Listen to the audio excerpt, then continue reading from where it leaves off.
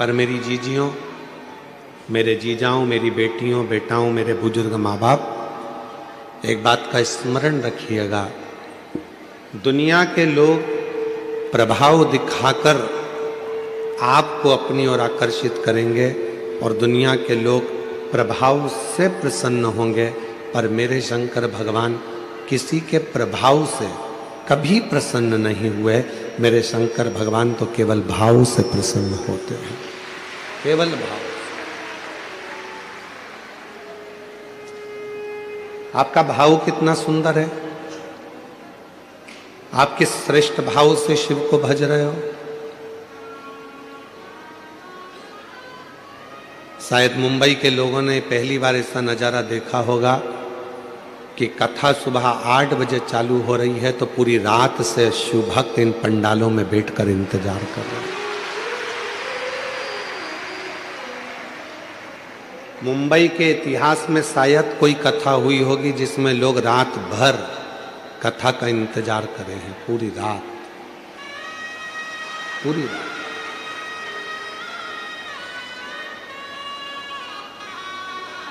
और मैं धन्यवाद देता हूं पूरे मुंबई शहर के रहवासियों को,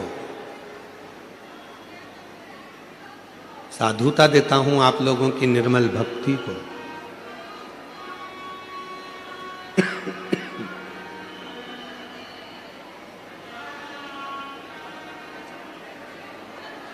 जिस भाव से आप लोगों ने शिव भक्तों की सेवा करी, आपकी सेवा को प्रणाम करता हूं, नमन करता हूं।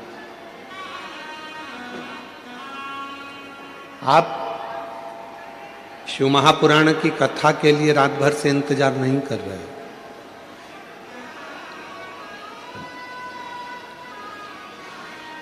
जैसे माता पार्वती जी ने भगवान शिव का इंतजार करा और भगवान शंकर एक ना एक दिन पार्वती जी को मिले।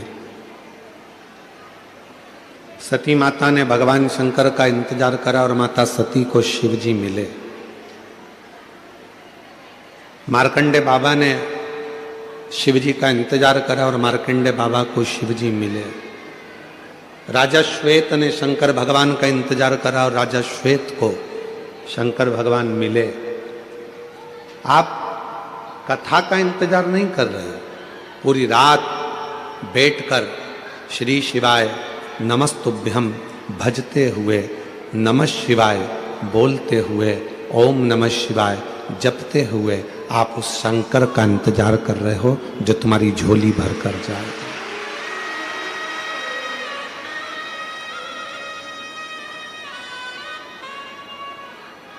जो आपकी किस्मत बदल कर जाएगा, झोली भर कर जाएगा।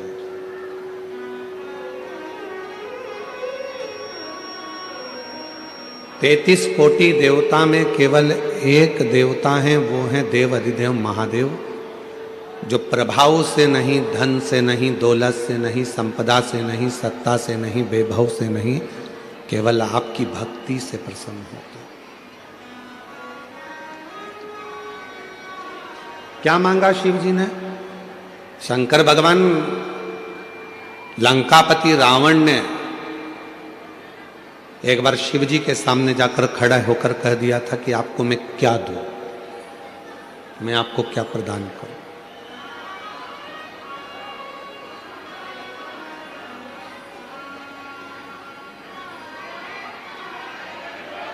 मैं आपको क्या दे सकता हूं?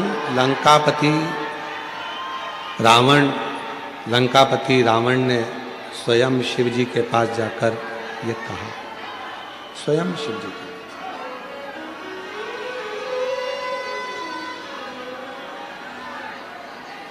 और लंकापति रावण ने भगवान शंकर जी के पास जाकर कहा कि मैं आपको क्या दे सकता हूं, मैं आपको क्या प्रदान कर सकता हूं।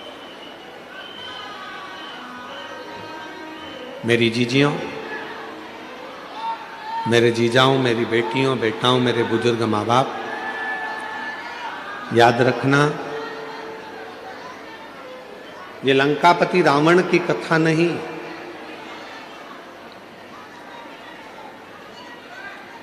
ऐसे दुनिया में कई लोग हैं।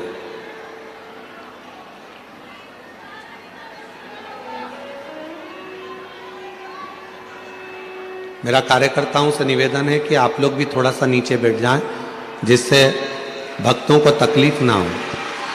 कार्यकर्ताओं से भी निवेदन है, जहां पर खड़े हैं वहीं की वहीं नीचे बैठ जाएं, और जो लोग जहां खड़े हैं उनसे भी निवेदन है कि आप लोग वहीं की वहीं बैठ जाएं जहां खड़े हुए हैं।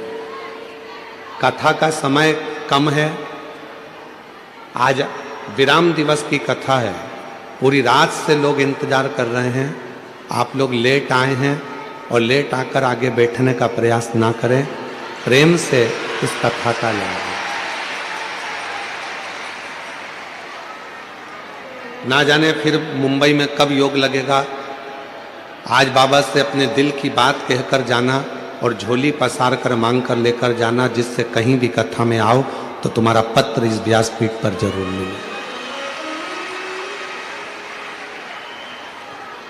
और शंभु शरणे पड़ी मांगो घड़ी रे घड़ी, दुख काटो दया करी दर्शन आपो। शंभु शरणे पड़ी मांगो घड़ी रे घड़ी, दुख काटो दया करी दर्शन आपो। लंका के राजा रावण ने शंकर भगवान के पास जाकर कहा कि तुम जो बोलोगे मैं वो तुमको दे दूंगा। आप बोलो मैं आपको क्या दूं, आपको क्या प्रदान करूं। आप जो बोलो मैं वो दे देता हूं। शिव जी कुछ नहीं बोले, बाबा उघड़दानी कुछ नहीं बोले। फिर लंका के राजा रावण ने वापिस देवाधिदेव महादेव जी से जाकर कहा कि आप जो बोलो वो मैं आपको दे सकता हूं, आप जो कहोगे मैं आपको दे दूंगा। शिवजी तो भी कुछ नहीं बोले, बिल्कुल मुख से शब्द नहीं कहा। और मेरी जीजियों, इस बात का स्मरण अपने भीतर रखना,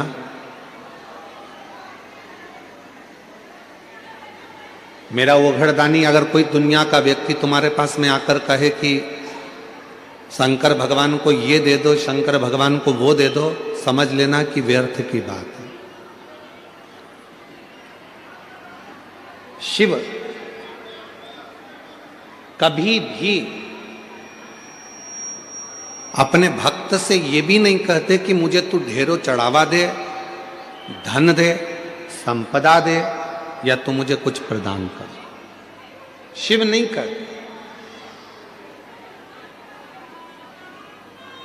और आपके इधर अगर मुंबई में, अगर महाराष्ट्र में, अगर कहीं शंकर भगवान तुमसे कहते हो कि मुझे ये ला कर दो, तो बात दूसरी है। पर शिव पुराण की कथा कहती है कि शंकर भगवान कभी नहीं कहते कि मुझे तू ये दे या वो दे, कुछ मत। शिव कभी नहीं कहते।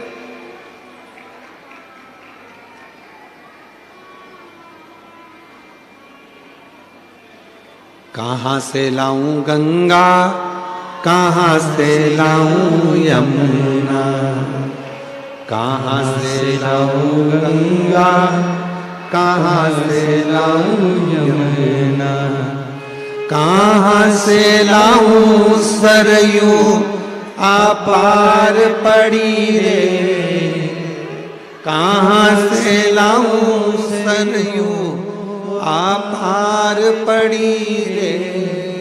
भोले तेरी सेवा हमसे ना बनी रे, ओ भोले तेरी सेवा हमसे ना बनी रे। भगवान ना तो मेरे पास में कई लोग कहते हैं शिव जी की पूजन में गंगा का जल होना जरूरी है।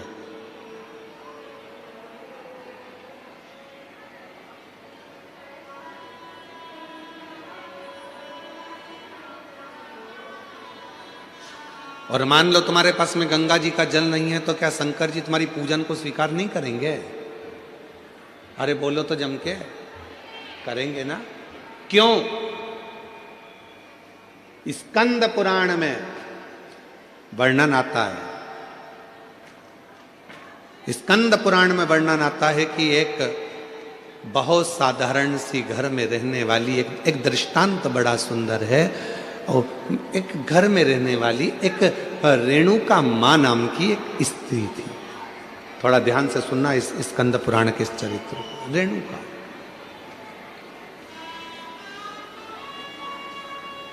वो रेणुका मां के पास में कुछ भी नहीं था। उसकी एक बेटी थी सुकन्या कर। रेणुका मां की एक बेटी थी सुकन्या, बड़ी सुंदर थी। और रेणुका मां भी शंकर भगवान की पूजन करती थी और सुकन्या भी शिव जी की पूजन करती थी। सरल विधि से पूजन करते थे। मंदिर जाते थे तो जाते जाते कोई वृक्ष की पत्तियां मिल जाती थी, वो शिव जी को चढ़ा देते थे।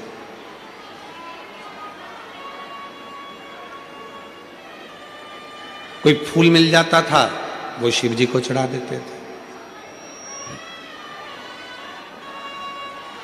और कई बार ऐसा हुआ कि रेणुका सुकन्या को कोई पत्ती नहीं मिली, कोई फूल नहीं मिला, तो उन्होंने जल चढ़ा दिया।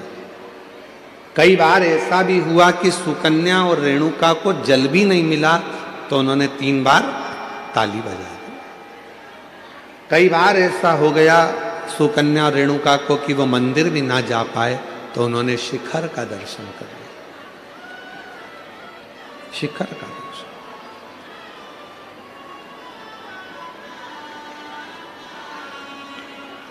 एक दिन रेणुका और सुकन्या दोनों बैठी हुई थी, और रेणुका सुकन्या बैठी हुई थी और वहीं से एक संत का निकलना हुआ। बड़े विरक्त संत थे, शंकर जी के परम भक्त थे वो भी। स्कंद पुराण का ये बहुत सुंदर दृष्टांत है, अपनी जिंदगी में उतारिएगा। रेणुका सुकन्या बैठी है और वहीं से संत का निकलना हो रहा। विरक्त थे, शिव के परम उपासक थे। उनके मुख से नित्य प्रति ओम नमः शिवाय, ओम नमः शिवाय, ओम नमः शिवाय, ओम नमः शिवाय जपा करते थे।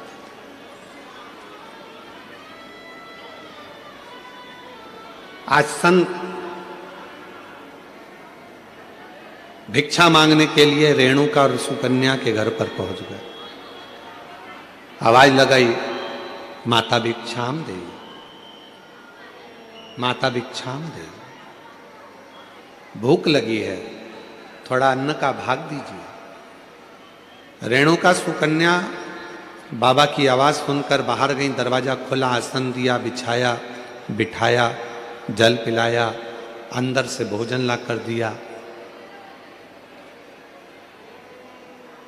पूजा की तैयारी कर रही थी शिव मंदिर जाने के लिए सुकन्या, और बाबा की दृष्टि पड़ गई उस पूजन की थाली पर। और जैसे ही संत की दृष्टि पूजन की थाली पर पड़ी तो संत ने बात बात में पूछ लिया, ये पूजन में सारा साहित्य रखा हुआ है पर गंगा का जल नहीं है, तो तुम्हारी पूजन शिव स्वीकार नहीं करेंगे। ये संत ने कह दिया रेणुका और सुकन्या से, आपकी पूजन में, आपकी पूजा की थाली में गंगा का जल नहीं है, तो शिव इस पूजन को स्वीकार नहीं करेंगे। अब तो संत कहकर चले गए। सुकन्या की बुद्धि में वो बात बैठ गई और सुकन्या मां के चरणों में प्रणाम कर कर बोली कि मुझे गंगा का जल चाहिए, मुझे गंगा का जल चाहिए। बाबा कहकर गए हैं, संत कहकर गए हैं कि जब तक गंगा का जल पूजन की थाली में नहीं होगा तब तक शिव प्रसन्न नहीं होंगे, शिव इस पूजन को स्वीकार नहीं करेंगे। अगर भगवान शंकर को पूजन स्वीकार करना है, अगर भगवान शंकर को पूजन स्वीकार करना है तो गंगा का जल का होना जरूरी है। स्कंद पुराण कह रही है कि सुकन्या और रेणुका दोनों आंखों में जल भर ली। कहा एक काम करो सुकन्या, तुम गंगोत्री चली जाओ और गंगा जी के उद्गम से गंगा जी का जल लेकर आ जाओ। जाओ। सुकन्या हाथ जोड़कर बोली, मां मैं अकेली कन्या, मैं अकेली स्त्री गंगा का जल लेने के लिए कैसे जाऊंगी?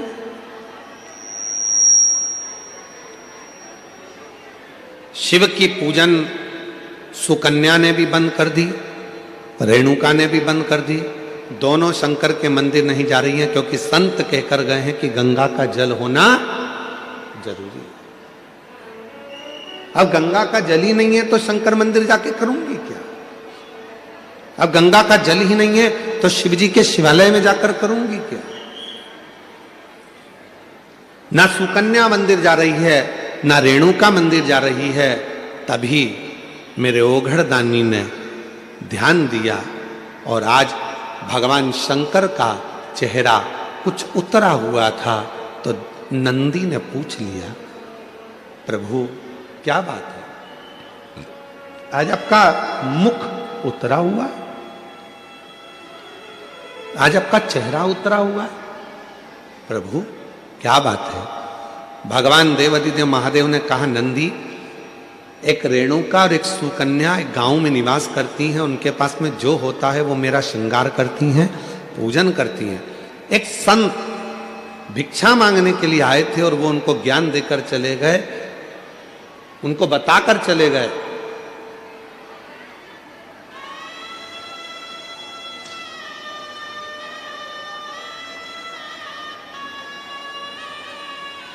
कि गंगा के जल के बिना शिव पूजन को स्वीकार नहीं करते। ना मां मंदिर जा रही है, ना बेटी मंदिर जा रही है, दोनों विचार में लगे हैं कि गंगा का जल कहां से लेकर आए, गंगा का जल कैसे लेकर आए, दोनों विचार।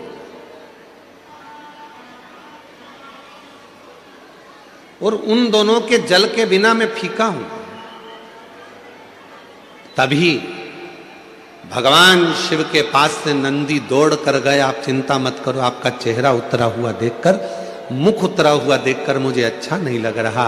दौड़ कर गए नंदी, और नंदी ने जाकर एक साधु का रूप रखकर पहले तो संत को समझाया कि गंगा का जल की मूलता नहीं, मूलता है शिव भक्ति की। जाओ, जाकर सूचित करो।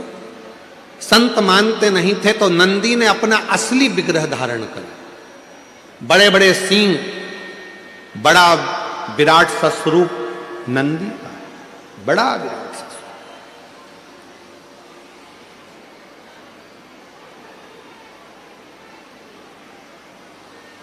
और इतना विराट स्वरूप नंदी का था, इतना विराट स्वरूप नंदी का था, नंदी जैसे ही सामने जाकर उस संत के खड़े हुए और अपनी पूंछ का एक बाल संत के ऊपर जो घुमाया, इतने में संत जमीन पर पड़ गए, हाथ जोड़कर बोले, मुझसे क्या गलती हो गई?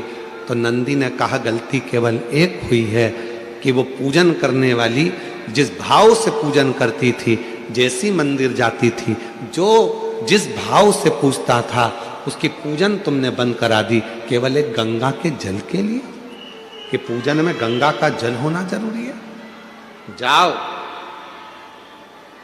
नंदी ने कहा, संत, ए साधु, जाकर वो रेणुका और सुकन्या से जाकर कहो कि जब शंकर भगवान के ऊपर एक लोटा जल चढ़ता है, जब शिव जी के ऊपर पानी की एक बूंद गिरती है, जब शंकर भगवान के ऊपर अगर कोई साधारण जल भी चढ़ता है तो वो शंकर के ऊपर चढ़ा, और जैसे उनके शिवलिंग पर चढ़ा, जटा से लगा, तो वो अपने आप गंगा जल बन जाता है, अलग से गंगा जल की जरूरत नहीं पड़ती। जाओ कहो, बोलो उनको।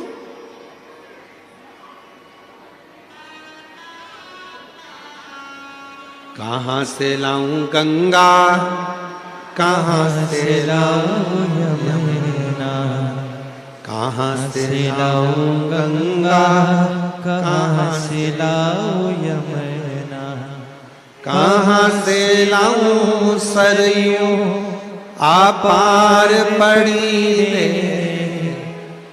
हो भोले तेरी सेवा हमसे ना बनी रे।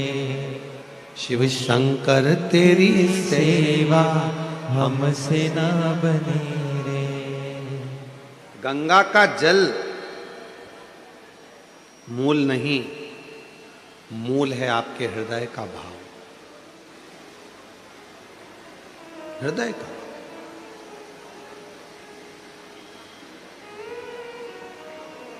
इस कथा में कई लोग गाड़ी भर भर कर पानी की बोतल लाकर बांटे, कई लोग श्रीखंड की हजारों हजार डब्बे लाकर बांटे, कोई खिचड़ी लाकर बांटा, कोई भोजन के पैकेट बनवा बनवा के हजार हजार 5-5 हजार लाकर लोगों को बांटे।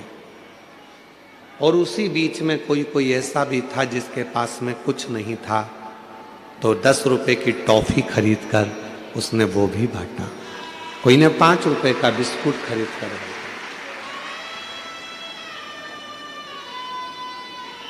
तो क्या उसका बांटना स्वीकार नहीं होगा?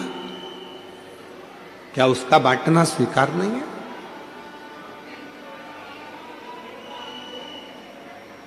एक सेठ जी हमेशा कहता था, भगवान मुझे देगा तो मैं भंडारे करूंगा, भगवान मुझे धन देगा तो मैं भंडारे करूंगा, खूब भोजन कराऊंगा, खूब भंडारे करूंगा, खूब भंडारे करूंगा, खूब भोजन कराऊंगा। अगर भगवान मुझे देगा तो मैं भंडारे करूंगा। पर एक शुभ भक्त आया, उस भक्त ने आकर कहा, सेठ जी तुम कहते हो कि भगवान मुझे देगा तो मैं भंडारे करूंगा, तुम्हारे पास में कुछ हो तो अभी भंडारा कर दो। धन ही नहीं है, पैसा ही नहीं है, तो मैं भंडारा कैसे करूं? शिव भक्त ने कहा, भंडारा वो नहीं कि 10,000 लोगों को भोजन कराऊंगा तो भंडारा होगा, 50,000 लोगों को भोजन कराऊंगा तो भंडारा होगा। भंडारा उसको भी कहा जाता है कि किसी प्यासे एक व्यक्ति को भी अगर पानी पिला दिया, किसी एक भूखे को भोजन करा दिया तो वो भी भंडारा, वो भी भंडारा। मेरी जीजियों, मेरे जीजाओं, मेरी बेटियों, बेटाओं, मेरे बुजुर्ग माँ बाप, याद रखना, अगर भगवान ने तुम्हारे पास में धन नहीं है, तुम्हारे पास में संपदा नहीं है, पहले का गांव में रहने वाला एक एक व्यक्ति, उसके घर में भले झोपड़ा था, फटे हुए कपड़े थे, कुछ भी नहीं था उसके पास, फिर भी वो रोज भंडारा करता था। तुम्हारे गांव में भी तुम जाकर देखना, अपने अपने गांव में पहुंचकर देखना कि पहले का गरीब व्यक्ति, उसका कपड़ा फटा हुआ है, खेत में काम कर रहा है, मेहनत कर रहा है, कुछ भी नहीं है, उसके पास खाने का भी नहीं है, तो भी वो भंडारा करता था। कैसा भंडारा करता था? अपने घर से थोड़ा सा चून लेकर जाता था, थोड़ा सा आटा, थोड़ी सी शक्कर मिला के लेकर जाता था, पीपल के पेड़ के नीचे थोड़ा थोड़ा डाल देता था, हजारों चींटियां आती थी, खाकर चली जाती थी, वो भी भंडारा हो जाता था। हजारों चींटियां एक साथ एकत्रित होकर, हजारों चींटी। और मेरा विश्वास कहता है कि मेरी मुंबई की भी कई बहनें, मेरी मुंबई की भी कई मेरे जीजा, कई मेरी बेटियां, कई बेटा, कई मेरे बुजुर्ग माँ बाप भी ऐसा भंडारा करते होंगे। कभी कभी घर में मिठाई अगर ज़्यादा हो जाती होगी, थोड़ी सी लेकर पेड़ के नीचे चले जाते होंगे, वहाँ डाल देते होंगे, जिससे छोटी छोटी चींटियाँ आकर, चींटे आकर, जीव आकर इसको खा ले। वो भी तो भंडारा है, भंडारा उसको भी तो कहते हैं।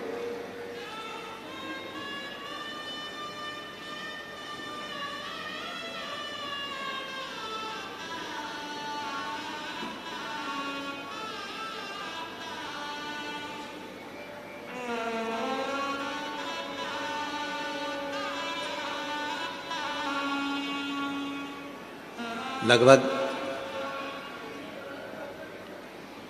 34 साल पहले एक संत से मिलना हुआ था नर्मदा जी की परिक्रमा पर। जब हमने नर्मदा परिक्रमा करी थी तब एक संत से मिलना हुआ था, फिर उस संत का दर्शन कभी नहीं हुआ। 34 से 38 साल के पहले की बात होगी, एक संत का दर्शन। कोई पैसा देकर जाते थे वो पैसा नहीं लेते थे, कोई कपड़ा देकर जाते थे वो कपड़ा नहीं लेते थे, कोई धन देकर गए तो धन नहीं लेते थे।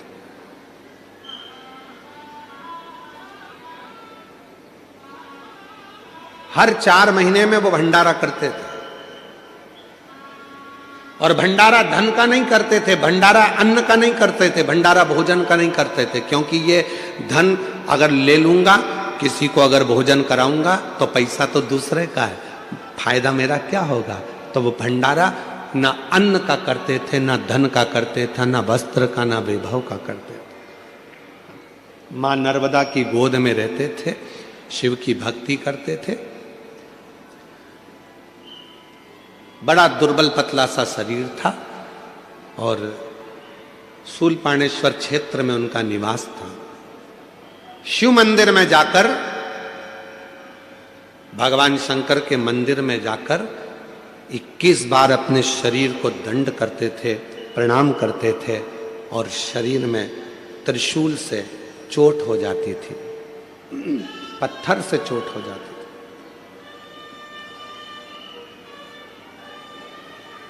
पड़ जाते थे, अपनी चटाई पर, कुशा के आसन पर सो जाते थे। 4 दिन तक शरीर का भंडारा चलता था, उसमें जीव उत्पन्न हो जाते थे, इल्लियां पड़ जाती थी, कीड़े पड़ जाते थे। वो इल्ली और कीड़े उसके शरीर को खाते थे, और 4 दिन का भंडारा पूर्ण करने के बाद वो संत नर्मदा जी की डुबकी लगाता था, और उसका शरीर पूरा की पूरा वापिस वैसा की वैसा ही हो जाता। ऐसे संत के दर्शन भी। जब माई नर्मदा की परिक्रमा हमने करी उस समय पर ऐसे संत के, आज के समय में वो संत मिलना मुश्किल है, वो साधु मिलना मुश्किल है। मेरा निवेदन है मेरी जीजियों, जरूरी नहीं कि आपके पास में करोड़ों रुपए इकट्ठे होंगे तब आप भंडारा करोगे। चुटकी भर थोड़ा सा अन्न लेकर पेड़ के नीचे डाल दोगे तो चींटियां खा लेंगी, वो भी भंडारा है। किसी गौशाला में जाकर यदि थोड़ी सी सेवा कर लोगे वो भी भंडारा है। पक्षी को थोड़ा सा दाना दे दोगे वो भी भंडारा है। तालाब में पड़ी हुई बहुत सारी मछलियां हैं, घर से थोड़ा सा अन्न भाग ले जाकर उन मछलियों को दे दोगे वो भी भंडारा है। भंडारा तो वो भी भंडारा। मानो तो मैं गंगा मां हूं और ना मानो तो बहता पानी। जिसने शिव महापुराण की कथा को समझ लिया उसकी जिंदगी सार्थक हो गई। गंगा मां को ढूंढने मत जाओ। जरूरी नहीं कि शंकर जी की पूजन में गंगा का जल होना जरूरी है। शंकर की पूजन में गंगा का जल भले ना हो, पर गंगा जैसी पवित्रता शिव की पूजन में जरूर होना चाहिए। मन की पवित्रता। रेणुका और सुकन्या के पास में संत ने आकर कहा कि तुम गंगा के जल को ढूंढने मत जाओ, मंदिर जाओ और तुम्हारे घर का जल भरकर लेकर जाओ। तुम्हारे घर का जल जब शिव जी पे चढ़ेगा, चढ़ते ही वो अपने आप गंगा जल बन जाएगा। उस पे चढ़ा और गंगा जल हो गया। गंगा मैया आई, अविरल बहती बहती बहती बहती। कौन उनको रोके? शंकर भगवान ने अपनी जटा में गंगा जी को लाकर विराजमान कर दिया। गंगा जी शिव जी की जटा में जाकर बैठ गई, और जटा में जाकर जब गंगा जी बैठ गई तो गंगा जी के मन में भी एक बार अहंकार आ गया था। स्वयं मां गंगा ने भगवान विष्णु जी के पास जाकर कहा, विष्णु जी के पास जाकर कहा कि मैं गंगा, सारी नदियों में सर्वश्रेष्ठ गंगा, पवित्र गंगा, मैं पवित्र सारी नदियों में सर्वश्रेष्ठ गंगा, मैं पवित्र गंगा।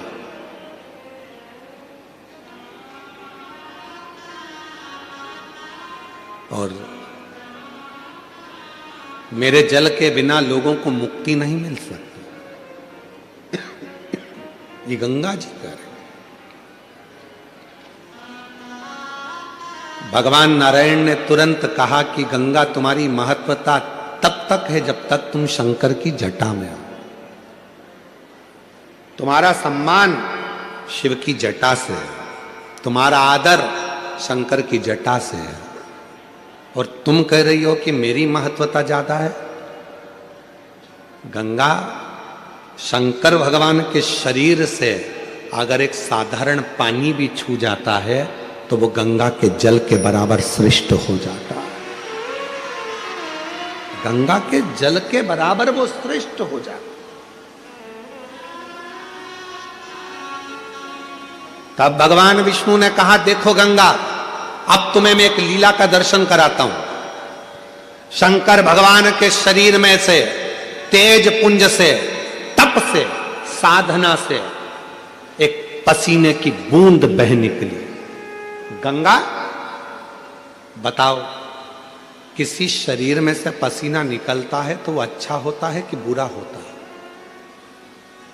बोलो मुंबई वालों, पसीना शरीर का अच्छा होता है कि बुरा होता है? बुरा होता है ना। ये पसीने की गंध आ रही है, पसीना है, अगर ज्यादा शरीर में पसीना आए तो कौन तुम्हारे पास में बैठे? शरीर के पसीना बदबू मारे तो कौन तुम्हारे बाजू में बैठे? गंगा तुम बताओ, शरीर का पसीना कैसा होता है? गंगा जी कहने लगी, पसीना तो अच्छा नहीं होता, शरीर का पसीना तो गंध मारता है, बदबू देता है, ये तो ठीक नहीं है। तो गंगा, अब देखो शरीर के पसीने का फल क्या है। शंकर भगवान ने तप करा, तप करते से ही शिव जी के शरीर से पसीना बह निकला। वो पसीना जो बह निकला, शंकर के शरीर से बह निकला, तो वो पसीना सामने आकर खड़ा हो गया। उस पसीने ने एक स्त्री का रूप ले लिया जिसका नाम सरिता हो गया। सरिता ने हाथ जोड़ लिया, मैं कहाँ जाऊं, क्या करूं? शंकर भगवान कहते हैं, तू चिंता मत कर, मेरे शरीर से निकली है ना, तुझे चिंता करने की जरूरत नहीं है। ब्रह्मा जी के कमंडल में जाकर बैठ जा, जब मैं तुझे बुलाऊंगा तब पृथ्वी पर कल्याण करने के लिए आ जाना। ब्रह्मा जी के कमंडल में जाकर वो सरिता बैठ गई, नारवद्य के अंदर जाकर बैठ गई। और जब भगवान गंगा मैया का जब अहंकार और ज्यादा हो गया, तब शिव ने उस कमंडल में से सरिता को निकाल कर बाहर बुलाया।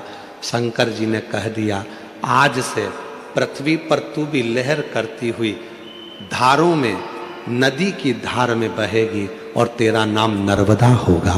तू मां नर्मदा के नाम से। भगवान विष्णु ने कहा, गंगा जी सुनो, तुम कह रही थी कि मेरी श्रेष्ठता है, शिव का पसीना भी जल बन जाता है और वो गंगा के जल से भी श्रेष्ठ हो जाता है, ये शिव पुराण कहती है। सुनो गंगा, अभी आगे और देखिए। शंकर भगवान कहते हैं, संतों, गंगा का स्नान, यमुना का पान, गंगा का स्नान, यमुना का पान और नर्मदा का केवल दर्शन व्यक्ति को मोक्ष दे देगा। मां नर्मदा का केवल दर्शन व्यक्ति को मोक्ष दे देता है। महाराज, गंगा का अहंकार टूट गया।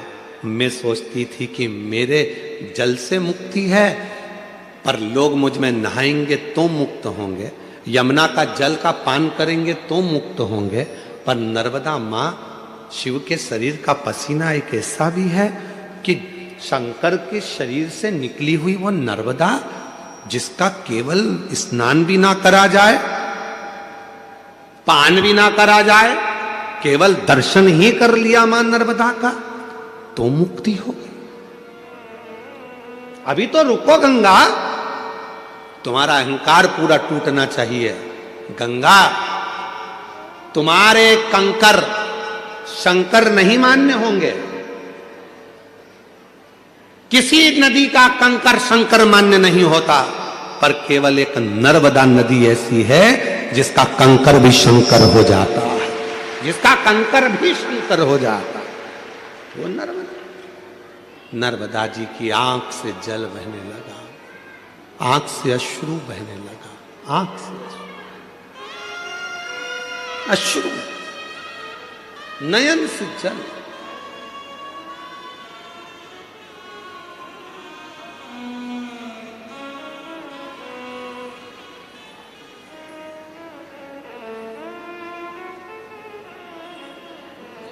आपके भीतर ये अभिमान ना आए।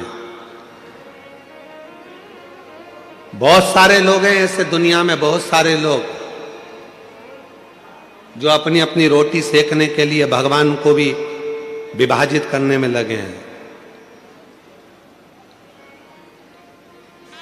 कह देते हैं पूजन में गंगा जी का जल होना जरूरी है, कह देते हैं पूजन में अगर ये चीज नहीं होगी तो भगवान पूजा को स्वीकार नहीं करेंगे, पूजा स्वीकार नहीं करेंगे। ऐसे कई लोग बैठे हैं जो दिन रात अपनी रोटी सेकने में, अपनी रोटी सेकने में लगे हुए हैं। पूजन में ये होगा तो भगवान स्वीकार करेंगे, पूजन में नहीं होगा भगवान स्वीकार नहीं करेंगे, पूजन में ऐसा होगा तो स्वीकार करेंगे, ऐसा नहीं होगा तो स्वीकार नहीं करेंगे। शिव महापुराण की कथा कथी है, मेरी जीजियों निवेदन है आप सबसे,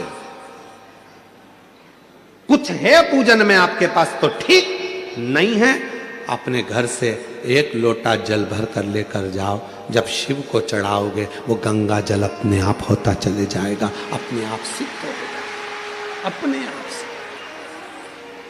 फिर किसी ने कहा शिव जी पे चढ़े हुए जल की इतनी महत्वता क्यों है, शंकर जी पे चढ़ा हुआ जल इतना खास कैसे हो जाता है, शंकर के शिवलिंग पर चढ़ा हुआ जल इतना मूल कैसे हो जाता है। केवल एक 33 कोटि देवता में केवल एक देवता ऐसे हैं जो पूरे वनस्पति को, पूरी पृथ्वी को, पूरे जल तत्व को, अग्नि तत्व को, वायु तत्व को अपने अंदर संजो कर रखते हैं। आप उठाकर क्यों, एक लोटा जल चढ़ाने से राहु ठीक हो जाता है, एक लोटा जल चढ़ाने से केतु ठीक हो जाता है, शनि ठीक हो जाता है, बुध ठीक हो जाता है, मंगल ठीक हो जाता है, बृहस्पति ठीक हो जाता है, नवग्रह देवता सब शंकर के जल से ठीक हो जाते हैं। क्या है ऐसा कि शंकर का जल चढ़ते से वो औषधि बन जाता है, शिव जी पे जल चढ़ा उसको पियो वो औषधि का काम करता है। आखिर उस जल में ऐसा क्या हो जाता है, तो शंकर भगवान का पूरा विग्रह देखिए। शिव के मस्तक पर जटा में कौन बैठी है, जम के बोलो, गंगा मां। और उसी जटा पर बाजू में साइड में कौन बैठे हैं, चंद्रदेव। साइड में कौन बैठे हैं, चंद्रदेव। कभी आप में से कोई ऐसा व्यक्ति है जिसने शंकर जी की जटा पर चंद्रमा को गलते हुए देखा हो, किसी ने चंद्रमा को बड़ा होता हुआ देखा हो, चंद्रमा समाप्त होते हुए देखा हो। केवल एक मेरे देव अधिदेव महादेव शंकर ऐसे हैं जिनके मस्तक पर जो चंद्रमा शंकर ने द्विज का रख लिया, वो चंद्रमा ना कभी घटता ना कभी कुछ होता, वो कभी समाप्त नहीं होता। क्यों? क्योंकि चंद्रमा को शिव जी ने कहा था जो मेरे पास में आ जाता है उसको घटने नहीं देता, उसको बढ़ने देता हूं मैं, बढ़ने देता, वो घटता नहीं है। शंकर भगवान को जल चढ़ाने वाला घटता नहीं है, वो बढ़ता है। शिव के मस्तक पर गंगा है, शिव के मस्तक पर चंद्रमा है। और याद करो राहु केतु की कथा श्रीमद् भागवत कथा में, आपके मुंबई नगर में बहुत श्रीमद् भागवत कथा होती है, आपने कई बार सुनी होगी। भागवत जी में वर्णन आता है जब शीश कटा केतु का, राहु प्रकट हुआ, जब मालूम पड़ा सबकी सब समाप्ति का बिंदु आने लगा, राहु केतु को मारने का समय आने लगा, तब क्या करें, राहु और केतु दौड़ कर गए शिव जी के पास, हमारे को कृपा करो, अपने पास में जैसे चंद्रमा को रखा वैसे हमको रख लो। भगवान ने उस राहु केतु को भी जहां चंद्रमा को विराजमान करा, उसी के नीचे शंकर भगवान ने राहु केतु को भी विराजमान कर दिया। फिर आए सूर्य, फिर आए बुध, मंगल, बृहस्पति, सारे शनि, सब ग्रह आकर खड़े हो गए। बाबा कृपा करो। वो लंकापति रावण अपने पांव के नीचे हम ग्रहों को रखना चाहता है, हम ग्रह पांव के नीचे नहीं रहना चाहते, कृपा करो। शंकर भगवान ने कहा सारे ग्रह मेरी जटा के अंदर आकर विराजमान हो जाओ। सारे के सारे ग्रह भगवान शंकर की जटा के एक एक बाल के अंदर आकर बैठ गए। रावण आया सारे ग्रहों को अपने काबू में करने के लिए, लंकापति रावण आया सारे ग्रहों को बंदी बनाने के लिए, अपने पांव के नीचे रखने के लिए। तब एक भी ग्रह रावण के सामने नहीं मिला। रावण शिव जी के पास पहुंच गया, देखा शंकर की जटा में सारे ग्रह छुप कर बैठे। लंकापति रावण ने कहा भोलेनाथ जी से ये ग्रह मुझे दे दो। जिसे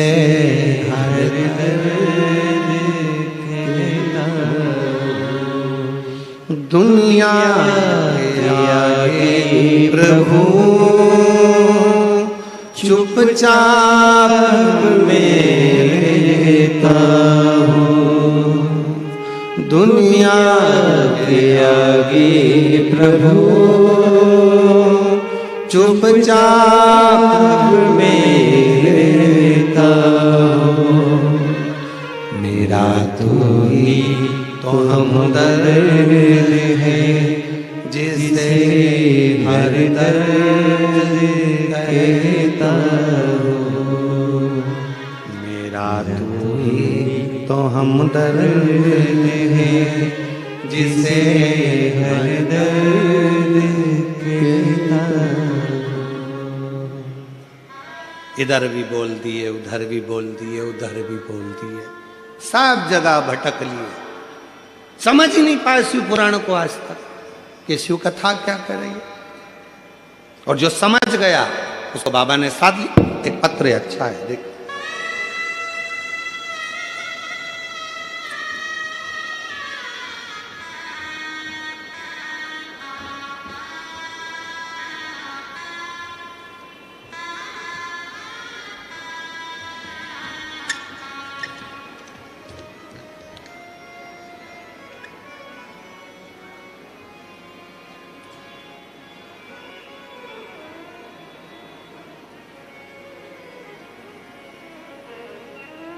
गुरुजी मैं दादर नगर हवेली सिकवासा की रहने वाली हूँ, बापी गुजरात से हूँ। मेरा नाम हस्मिता दक्षेश पटेल है। कहीं बैठे हों तो हाथ हिला सकती हैं, और कहीं बैठे हों तो एक बेलपत्र लेने के लिए आ सकती हैं। हाथ हिला दो एक बार। हाँ दिख गए हो, ठीक है, आ जाइए। गुरुजी पहले आपको मानते नहीं थे, बेटे की जॉब के लिए बहुत अप्लाई किया, सरकारी नौकरी नहीं लग रही थी। तब मोबाइल पर आपको एक बार छोटी सी क्लिप देखी थी जिसमें आपने कहा था कि पंडाल में बैठकर जो मांगा जाता है वो मिलता है। हम लोग पंढरपुर की कथा चल रही थी, और पंढरपुर की कथा चलते चलते हम बाबा की कथा में पहुँचे, बाबा की चरणों में नमन करा, वहाँ कथा सुनी 2 दिन, बाबा को प्रणाम कर कर आ गए। और बाबा की ऐसी कृपा हुई गुरुदेव कि मेरे बेटे की सरकारी नौकरी लग गई। मैं बाबा को यहाँ प्रणाम करने के लिए आया, नमन करने के लिए आया। एक पत्र और अच्छा है। मेरा नाम सोनी पाल, पति का नाम संजय पाल, स्थल मुंबई कांदीवली की रहने वाली हूँ। पशुपति व्रत और 1 लोटा जल का वर्णन करूँगी। कहीं बैठी हो तो हाथ हिला सकती हैं। मेरा नाम सोनी पाल, पति का नाम संजय पाल, मुंबई कांदीवली के रहने वाले हैं। अगर कहीं बैठे हो, आप ही हैं। बच्चा आया है साथ में, आया है, ले आओ ले आओ। गुरुजी शादी के कई साल निकल गए थे, इलाज करवाया पर संतान का सुख नहीं आया। 10 साल हो गए, संतान का सुख नहीं मिला। जब 10 साल हो गए संतान का सुख नहीं मिला, गुरुदेव बहुत डॉक्टरों की दवाई सब कुछ खाई पर कुछ नहीं लगा। 7 साल तक दवा की है, संतान का सुख नहीं हुआ। फिर मैं निराश हो गई, लेकिन मैं आपको नहीं जानती थी, ना तो आपकी कथा सुनती थी। गुरुजी, मेरे पापा का नाम हरिराम, माता का नाम समता। मेरे पापा के दोस्त ने